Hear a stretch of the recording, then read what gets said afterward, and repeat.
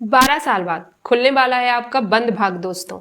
और वृश्चिक राशि वालों, यह सिर्फ एक लाइन नहीं, यह आने वाले समय का बहुत बड़ा संकेत है, क्योंकि 2 जून 2026 के बाद ऐसे ग्रह परिवर्तन होने जा रहे हैं जो आपकी किस्मत, आपका करियर, आपके रिश्ते और आपकी पूरी सोच तक बदल सकते हैं। जी हाँ साथियों, कुछ लोगों के लिए यह समय अचानक तरक्की लेकर आएगा, तो कुछ लोगों को अपने ही अंदर बड़ा परिवर्तन महसूस होगा। और सबसे बड़ी बात, इस वीडियो में आखिर तक बने रहना, क्योंकि अंत में मैं आपको वो विशेष उपाय बताने वाली हूं जो इस पूरे ट्रांजिट का लाभ कई गुना बढ़ा सकते हैं। साथियों, कभी भी खुद को किसी से कम मत समझना। ध्यान रखना, परमात्मा ने हर इंसान को किसी ना किसी खास मकसद से बनाया है। साथियों, बस जरूरत है खुद पर भरोसा रखने की। सबसे पहले खुद पर विश्वास करना सीखिए। नमस्कार दोस्तों, मैं हूं माधुरी और आप देख रहे हैं पर्व प्रवाह। आज का यह विशेष राशिफल कार्यक्रम वृश्चिक राशि वालों के लिए बेहद महत्वपूर्ण होने वाला है। जी हाँ साथियों, क्योंकि जून 2026 का यह महीना साधारण महीना बिल्कुल नहीं है। देवगुरु बृहस्पति पूरे 12 साल बाद अपनी उच्च राशि कर्क में प्रवेश करेंगे। इसके साथ ही शुक्र, सूर्य, मंगल और बुध भी इस महीने बड़े परिवर्तन करने वाले हैं। साथियों, तो आखिर इन ग्रह परिवर्तनों का आपकी जिंदगी पर क्या प्रभाव पड़ेगा? स्वास्थ्य कैसा रहेगा? पढ़ाई, प्रेम, विवाह, भाग्य, करियर और बिजनेस में क्या बड़े बदलाव देखने को मिलेंगे? साथियों, आज मैं आपको हर विषय पर बहुत विस्तार और आसान भाषा में समझाने वाली हूं। और हाँ, वीडियो के बीच बीच में कुछ ऐसे संकेत भी दूंगी जो शायद आपकी जिंदगी से बिल्कुल मेल खाते हो। साथियों, इसलिए वीडियो को बिल्कुल भी स्किप मत कीजिएगा। चलिए अब शुरू करते हैं। वृश्चिक राशि वालों, आपकी राशि के स्वामी मंगल ग्रह हैं और इस समय मंगल आपके 6ठे भाव में बैठे हुए हैं। पंचम भाव में शनि विराजमान है, सप्तम भाव में सूर्य है, अष्टम भाव में शुक्र और बुध हैं। साथियों, नवम यानी भाग्य स्थान में उच्च के बृहस्पति प्रवेश कर रहे हैं और दसम भाव में केतु विराजमान है। सबसे पहले बात करते हैं आपके स्वास्थ्य की।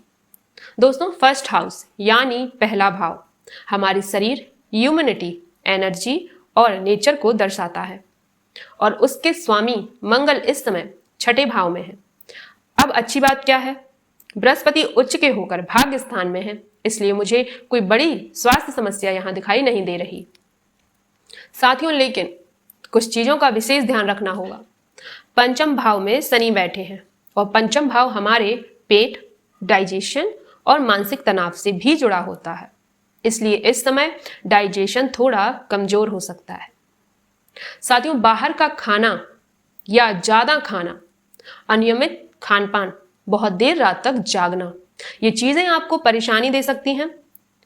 कुछ लोगों को एसिडिटी, गैस, ब्लोटिंग या शुगर लेवल जैसी छोटी समस्याएं परेशान कर सकती हैं।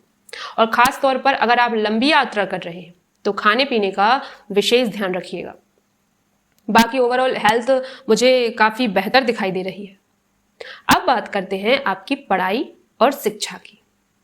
पंचम भाव पढ़ाई का भी होता है और वहां शनि बैठे हैं। अब शनि जब पंचम भाव में आते हैं तो इंसान के अंदर कुछ बड़ा करने की इच्छा बढ़ जाती है, यानी अब आपका मन सिर्फ सामान्य पढ़ाई में नहीं लगेगा, आप कुछ नया सीखना चाहेंगे, कोई नई स्किल, कोई नया कोर्स या फिर हायर एजुकेशन की तरफ कदम बढ़ा सकते हैं। साथियों, और सबसे खास बात, 2 जून के बाद बृहस्पति आपके नवम भाव में आकर पंचम भाव को देखेंगे। यह योग बता रहा है कि बहुत सारे वृश्चिक राशि वाले लोग अपनी पढ़ाई में बड़ा परिवर्तन करेंगे।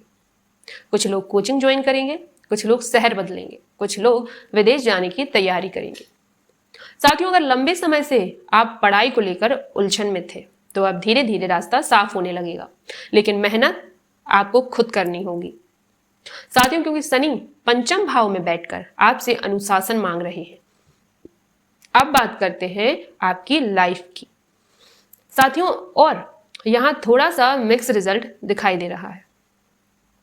साथियों, पंचम भाव में शनि बैठे हैं, इसलिए रिश्तों में थोड़ी जिद, थोड़ी दूरी और छोटी छोटी बातों पर नाराजगी हो सकती है।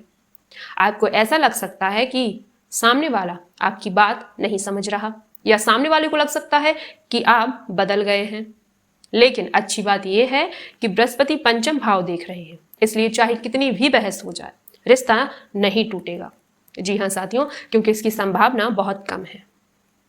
बल्कि जिन लोगों की बातचीत बंद थी उनके लिए 2 जून के बाद फिर से बातचीत शुरू होने के योग बन रहे हैं। जी हाँ साथियों, और जिसका पहले ब्रेकअप हो चुका था उनके जीवन में भी अचानक से कोई पुराना व्यक्ति वापस आ सकता है। साथियों, बस यहां आपको एक बात का ध्यान रखना होगा, ईगो और जिद दोनों को कंट्रोल करना होगा। अब बात करते हैं मैरिड लाइफ यानी वैवाहिक जीवन की।